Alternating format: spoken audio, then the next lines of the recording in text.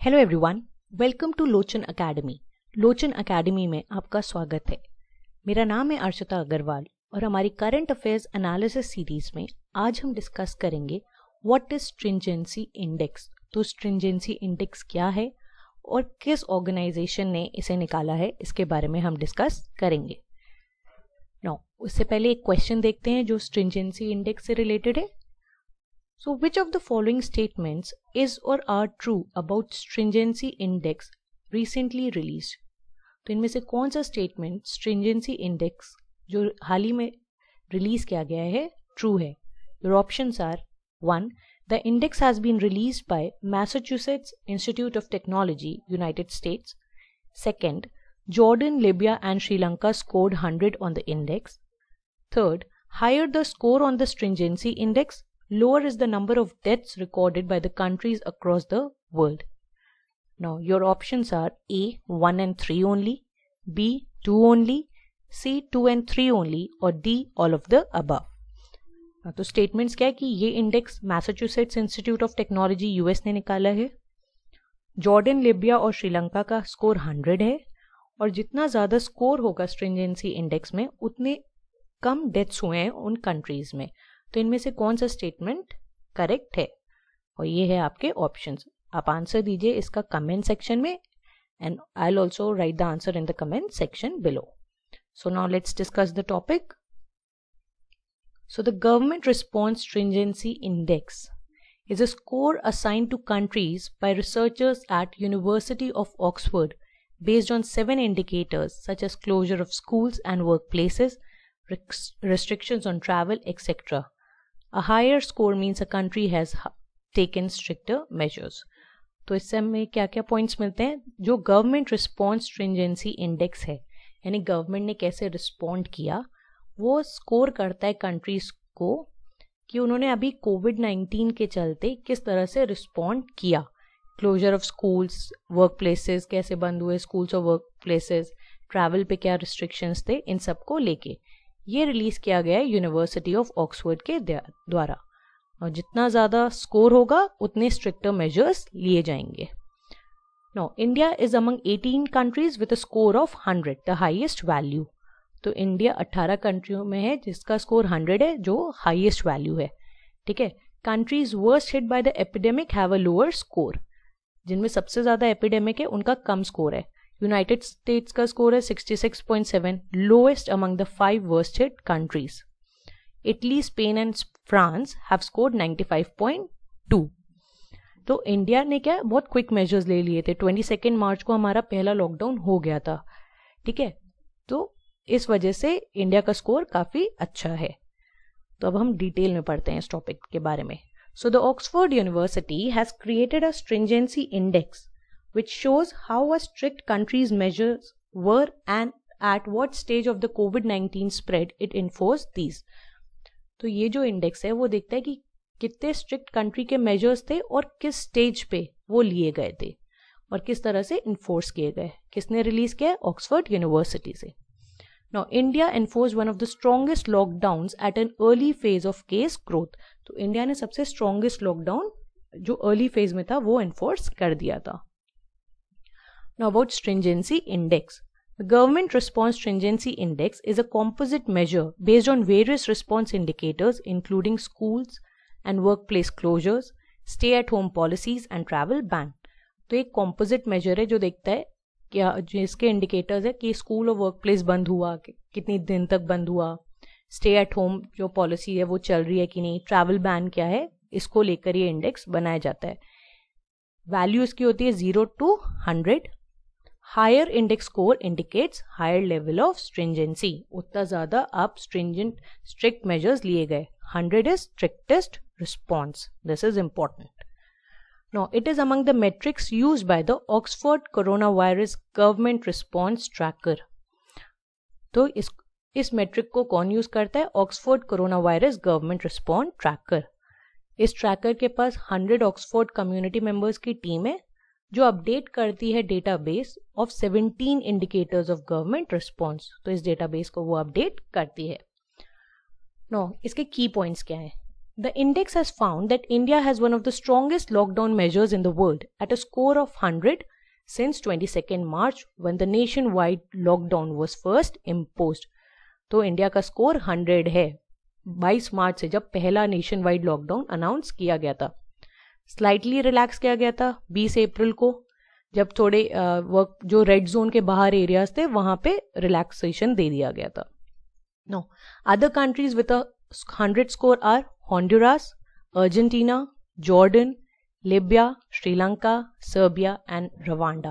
Now let's look at the world map so we'll get an idea.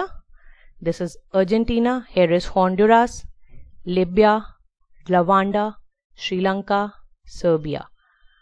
और यहाँ है Serbia. So these are the countries with a score of 100. Now about death curve and stringency score.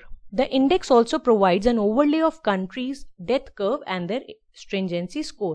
कि कितने लोगों की death हुई और क्या स्ट्रिक्ट मेजर्स थे, उसके बीच में क्या रिलेशन है. तो इसका भी एक इंडेक्स बनाया गया, एक कर्व बनाया गया. 18 countries were compared for the highest death count at the strongest measures. 18 कंट्रियों को कंपेयर किया गया. तो इस तरह का ग्राफ बनाया गया. Now, Italy, Spain और France saw their deaths just begin to flatten as they reached their highest stringency. तो जो इटली, स्पेन और फ्रांस थे, जैसे ही वो हाईएस्ट स्ट्रिक्ट मेजर्स उन लोगों ने अपनाए तो उनका जो डेथ रेट था वो फ्लैटन हो गया. China's death curve saw a little और no change after it put stronger measures. China ने जब स्ट्रॉन्ग मेजर्स पुट किए तो काफ़ी कम या बिल्कुल भी चेंज नहीं हुआ. और हम ये भी कह सकते हैं चाइना के बारे में हमें ज़्यादा इन्फॉर्मेशन ही नहीं मिल रही है कि चाइना कैसे काम कर रहा है. In the UK, the US and India, the death curve has not flattened even after imposition of the strictest measures. तो UK, US और इंडिया में डेथ कर्व अभी फ्लैटन नहीं हुआ है, जबकि स्ट्रिक्ट मेजर्स ऑलरेडी अपना लिए गए हैं. इंडिया में हम तब भी कह सकते हैं कि थोड़ा टेपर हुआ है, कि मतलब थोड़ा थोड़ा कम हो रहा है, पर फ्लैट नहीं हुआ है डेथ कर्व अभी भी. ठीक है. So this is India. 1 जनवरी में क्या था और अभी क्या है. Now, India's comparison. India called its strict lockdown at a much earlier point. तो ये हमने देख लिया. While imposing lockdown, India had around 320 cases, while others had more than 500 cases. जब हमने 22 मार्च को लॉकडाउन अनाउंस किया था तब इंडिया में 320 केसेस थे और आज की डेट में 70,000 से पार केसेस है. Now, by 22nd March, India saw only 4 deaths, while other countries they saw more deaths. तब इंडिया में 4 डेथ्स ही थे और अभी अराउंड 2000 के पास डेथ्स है. Spain called for its strictest measures later in its case and death count than all others. Spain ने सबसे ज्यादा स्ट्रिक्ट मेजर्स अपनाए. Now Sweden has had the most liberal measures in this set and Iran second most liberal. Sweden सबसे liberal था कि वहां पे जितने भी अनाउंसमेंट्स थे, जो भी मेजर्स थे, वो एडवाइजरी थी, तो लोगों को फॉलो करना था नहीं करना था, बहुत लिबरल तौर पे था. वो उस नंबर पे स्वीडन पहले था और उसके बाद ईरान. नाउ WHO ने क्या, जो WHO ने रिकमेंडेशंस दिए उसमें क्या रिस्पॉन्स था. The researchers also examined if countries met 4 of the 6 WHO organisations recommendations for relaxing physical distancing measures. तो 6 रिकमेंडेशंस दिए और जो कंट्रीज उन 6 में से 4 को फॉलो कर रही हैं उनको देखा गया इन सब मेजर्स को लेने के लिए. Now, WHO के 6 रिकमेंडेशंस क्या हैं. पहला, द ट्रांसमिशन इज कंट्रोल. जो ट्रांसमिशन है वो कंट्रोल किया जा सके और इसीलिए फिजिकल डिस्टेंसिंग को लाया गया. Second, the health system capacities are in place to detect, test, isolate and treat every case and trace every contact. तो अगर कोई भी पॉजिटिव है तो उसको डिटेक्ट करो, टेस्ट करो, उसको आइसोलेट करो, क्वारंटीन में रखो और उसका कॉन्टैक्ट ट्रेसिंग करो कि वो किन किन लोगों से मिला. Third, that outbreak risk are minimised in special settings like health facilities and nursing homes. तो जहाँ पे ज़्यादा ध्यान रखा जा रहा है, जैसे हेल्थ फैसिलिटीज़ हैं, हॉस्पिटल्स हैं, वहाँ पे आउटब्रेक नहीं होना चाहिए क्योंकि वो ज़्यादा प्रॉब्लमैटिक हो जाएगा. Fourth, preventive measures are in place in workplaces, schools and other places where it's essential for people to go. अब लोग schools, workplaces पे जाना तो बंद कर नहीं देंगे, तो वहाँ पे क्या measures लेने चाहिए, ये एक recommendation है. Fifth, that importation risk can be managed जो इम्पोर्ट हो रहे रिस्क उनको मैनेज किया जा सके। 6th, that communities are fully educated, engaged and empowered to adjust to the new norms। तो कम्युनिटीज को अवेयर किया जाए कि जो भी नए नॉर्म्स है उसके बारे में। और ये रिकमेंडेशंस थे, इनमें से 4 जो जिन्होंने फॉलो किए, वो 4 क्या हैं? Control transmission to a level the health care system can manage. तो हेल्थ केयर सिस्टम मैनेज कर सकता है, उतने तक आप ट्रांसमिशन मतलब नहीं होना चाहिए। अब एक हो जाए कि बर्स्ट हो जाए ट्रांसमिशन और हेल्थ सिस्टम मैनेज नहीं कर पा रहा उसको, तो वो बहुत ज़्यादा प्रॉब्लम हो जाएगा। The health care system can detect and isolate all cases. तो जो भी केसेस है जो सीरियस भी नहीं है या सीरियस हैं, सबको आइसोलेट किया जाए और डिटेक्ट किया जाए। Manage transfer to and from high risk transmission zones. अब जो कंटेनमेंट जोन्स हैं, आप वहाँ से ट्रांसफर ना हो, वहाँ से ना आए ना जाए ट्रांसमिशन, जो है वो वहीं पे कंटेन रहे। और कम्युनिटी इंगेजमेंट होना चाहिए कि लोगों को अवेयरनेस होनी चाहिए।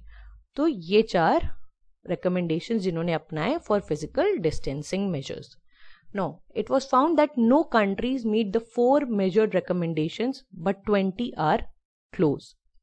इंडिया ने स्कोर किया 0.7, that is below Australia, Thailand, Taiwan and South Korea, because it scored 0 for controlling its cases. The highest scorers on this index at 0.9 जिन्होंने सबसे ज़्यादा कंट्रोल किया वो है Iceland, Hong Kong, Croatia and Trinidad and Tobago. इन countries ने सबसे ज़्यादा कंट्रोल किया। So this was all about stringency index. So if you like the video, hit the like button and don't forget to subscribe to our channel and do press the bell icon as you will be notified whenever we upload a video. So this was all for this topic. We'll be meeting again with a new topic. Thank you so much.